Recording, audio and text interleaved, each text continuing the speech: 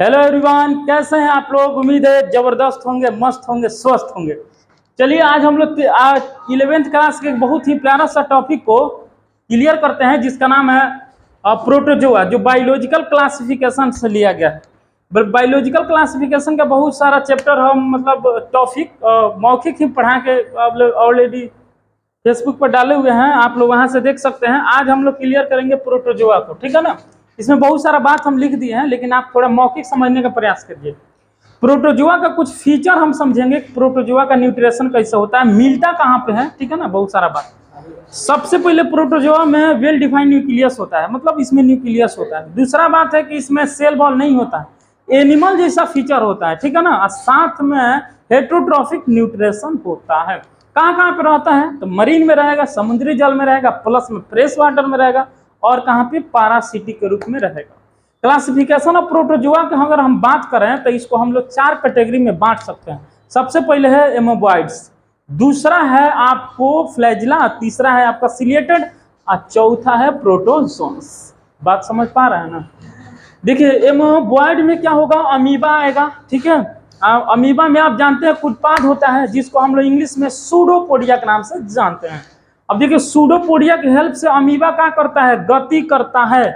बात समझ में आ रही है ना। अब नेक्स्ट बात है आपका फ्लैजिला, जिसको हम लोग फ्लैजिलेट बोलेंगे, यानी फ्लैजिलेट में क्या होगा, फ्लैजिला होगा। अब फ्लैजिला की वजह से कोई जीव जो इसमें जीव आएगा एग्जाम्पल के रूप में, वो क्या करेगा, फ्लैजिला के हेल्प से मूव करेगा, गति करेगा। बात क्लियर। नेक्स्ट है आपका कथी, सिलिएटेड। सिलिएटेड में क्या होंगे, सिलिका होंगे, और सिलिका के हेल्प से क्या होगा, जीव गति करेगा। इसके बारे में हम बहुत डिटेल से यहाँ पे चर्चा करेंगे, ऑलरेडी हम बात लिख दिए। तो सबसे पहले जितना बात हम बोले हैं ध्यान से देखिए।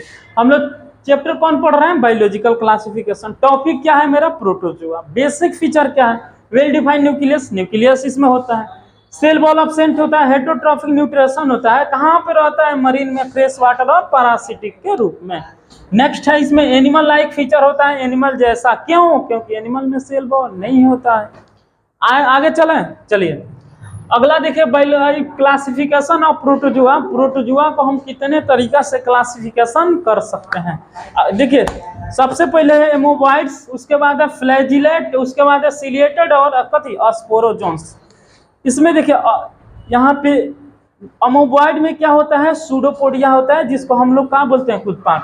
एक्चुअल में एमोबॉइड में अमीबा होता है, और अमीबा का जो बॉडी बना रहता है वो कुत्पाद से बना होता है। कुत्पाद के हेल्प से अमीबा गति करता है, ठीक है। इसमें 3 प्रकार के लगभग इसका एग्जाम्पल लिखे हैं। अमोइबा, जिसको अमीबा बोलते हैं, फ्रेश वाटर में मिलेगा ही। इसको एंट अमीबा एक दूसरा है, जो पैरासिटिक के रूप में रहेगा, जो कॉजेज करेगा डिजीज को, यानी बीमारी पैदा करेगा ही, ठीक है ना। और नेक्स्ट है सिलिका, जो कहाँ पे मिलेगा, मरीन में, समुद्री जल में। आपको यहाँ पे आइए, अब है फ्लैजिलेट्स। फ्लैजिलेट क्या होता है, जिसमें फ्लैजिला होता है। नाम कथी है, ट्राइपोनोसोमा। ट्राइपोनोसोमा, ट्राइपोनोसोमा क्या करता है, ये भी डिजीज पैदा करता है। कौन सा डिजीज पैदा करेगा, ये करेगा स्लीपिंग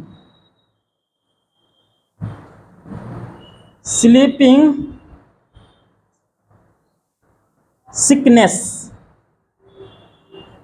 स्लीपिंग सिकनेस नाम की एक बीमारी होती है, जो किसके द्वारा होती है, ट्राइपोनोसोमा के वजह से। इसका नाम कथी है, स्लीपिंग सिकनेस, ठीक है। किसकी वजह से होता है, ट्राइपोनोसोमा। ट्राइपोनोसोमा क्या है, इसमें फ्लैजिला होता है, मतलब ये मूव कर सकता है। किसके अंतर्गत आता है, फ्लैजिलेट के अंतर्गत। अब आते हैं सिलिएटेड। सिलिएटेड में क्या होगा, सिलिया होगा। अब जानते हैं पैरामीशियम एक बहुत अच्छा जीव है, उसमें सिलिया होता है। और सिलिया की इसका एग्जाम्पल हो जाएगा कथी, पैरामीशियम। अब पैरामीशियम में सिलिया होते हैं, सिलिया के वजह से वो गति करता है, जिसके वजह से उसका भोजन उसके माउथ में चला जाता है। माउथ को एनसीईआरटी बुक यहाँ पे लिखा है, माउथ को बुलेट, ठीक है ना। यहाँ पे सिलिएटेड में के पास कथी रहता है, सिलिया। इसका एग्जाम्पल कथी है, पैरामीशियम। पैरामीशियम में क्या होता है, सिलिया होता है। सिलिया जब मूव करता है, गति करता है, तो क्या होता है, भोजन का होता है, ठीक है ना। आगे की ओर एक सिलिया दूसरे के साथ धकेलता है, धकेलते धकेलते कहाँ पे लेके चला जाता है, माउथ कैविटी में। एनसीईआरटी बुक को उसको कथी लिखा है, गुलेट। आगे चलते हैं, स्पोरोजोन्स। इसमें कोई लोकोमोटरी ऑर्गन नहीं होता है, यानी इसमें मूव करने के लिए कोई ऑर्गन नहीं होता है। इसमें एक एग्जाम्पल कथी है, प्लाज्मोडियम। प्लाज्मोडियम जीन्स भी कहते हैं इसको, प्लाज्मोडियम जीन्स नहीं बोलिएगा, जीन बोलिएगा।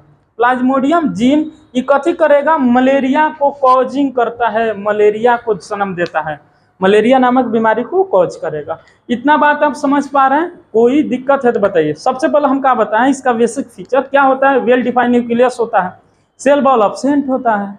एनिमल जैसा इसका फीचर होगा। प्लस में क्या होगा कि इसमें जो हेटेरोट्रॉफिक न्यूट्रिशन होगा। उसके बाद क्लासिफिकेशन ऑफ प्रोटोजोआ की बात करें तो कितना भाग में बांटे हैं, 4 भाग में।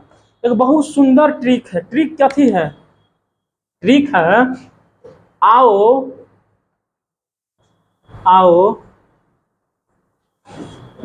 फिर से स्कूल चलें, स्कूल चलें। आओ फिर से कथी चलें, स्कूल। एस से आओ, एफ से फिर से, एस सेंटेंस बनाने के लिए रखे हैं, एस से स्कूल, ठीक है ना।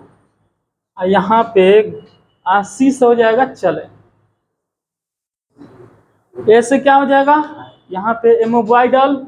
एफ से क्या हो जाएगा, फ्लैजिलेट्स। एस से क्या हो जाएगा, स्पोरोजोन्स। और सी से क्या हो जाएगा, सिलिएटेड। कोई डाउट नहीं होनी चाहिए। चलिए मिलते हैं नेक्स्ट वीडियो।